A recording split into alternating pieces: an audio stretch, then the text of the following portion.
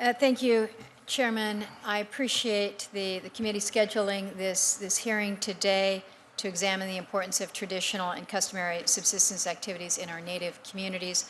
I want to recognize Dr. Harden, who's a Subsistence Policy Coordinator at the Office of Subsistence Management for Fish and Wildlife in Anchorage. Pleased that you are here. I'd also like to thank my friend, Mary Sattler-Peltola, for being here before the committee to testify today. Mary's the first executive director of the Kuskokwim Intertribal Fish Commission. This was a fish commission that was established back in 2015 and has been doing good and important work for us since that time. Mary was born and raised in Kwethluk, which is a pretty small little Yupik village located on the Kuskokwim River.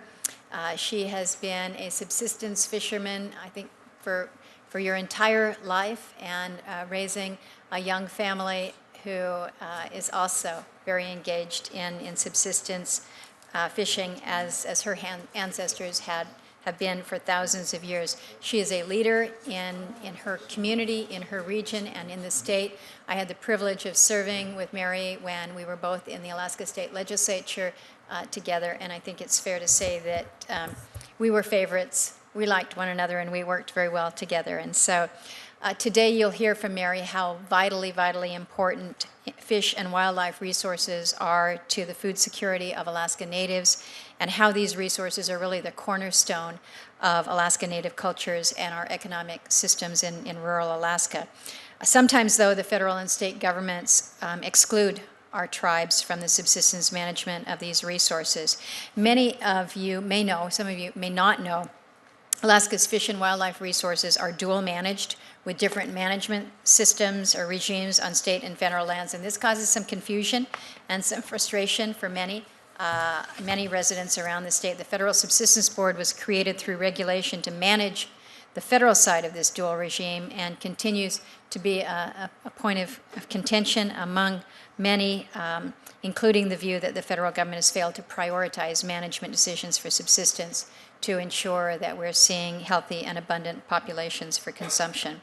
But I think you will hear from Mary this afternoon the significance, the priority for protecting the subsistence way of life through maximum self-determination, and how critical that is to our tribes. So organizations like the Kuskokwim River Intertribal Fish Commission are a great opportunity for Alaska and our tribal communities to coordinate the management of our fish and wildlife resources, work to get the information moving smoothly, integrate the traditional knowledge that is so key and so important with our state and our federal research. So I thank you, Mary, for being here, for traveling the long distance, for your leadership, and really helping to show the way when it comes to co-management of our resources. Thank you so much. Thank you, Mr. Chairman.